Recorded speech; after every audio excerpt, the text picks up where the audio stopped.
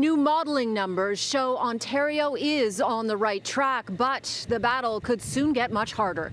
Health officials believe the UK variant, believed to be far more contagious and possibly more deadly, is expected to be the dominant strain in this province by March. The new variants, like the variant from the United Kingdom, give us less room to relax and less room for error. The modeling data shows cases and positivity are down, but so are testing volumes. The data suggests the numbers, which earlier this month hit 4,000 a day, could drop to 1,000 to 2,000 daily by the end of February, with continued restrictions. Dr. David Fisman provided content for the report. So what we have right now is an epidemic curve that's in decline. So we have less and less and less infections, which is great because that means our numbers in the ICU aren't rising anymore. They've flattened out. We have some evidence that vaccines are starting to have an effect in long-term care facilities in Ontario.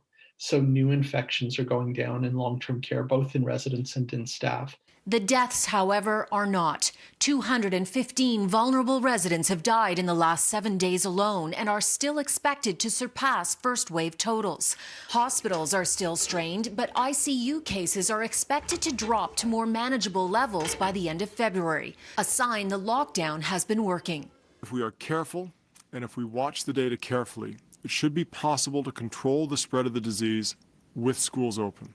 The government announced today another 280,000 students will be able to go back to in-school learning on Monday in Ottawa, Middlesex, London, and southwestern and eastern Ontario's public health units. Is now the time to be reopening schools when there is such concern that a variant is spreading?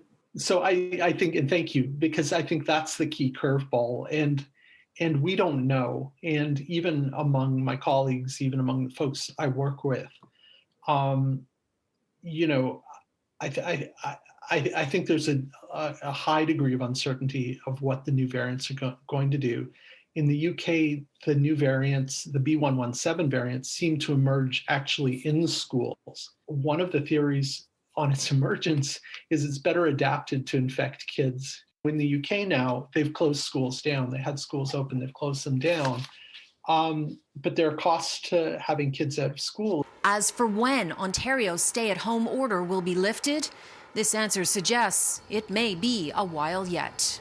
It can really lead to a sort of almost kind of vertical type takeoff. I think I'd be urging that in any place where we have concern that cases may take off, you maintain the public health measures. Health officials today wouldn't give a firm date on when GTA schools could reopen. They want to see the spread come down further, but didn't exactly say what that had to be. The chief medical officer of Health's message was for everyone to remain vigilant and that more vaccines are on the way. However, today the Ford government had to acknowledge an embarrassing mistake. They've been over-reporting the number of people fully vaccinated by double. As of today, the accurate number is 55,286 people who have had both doses.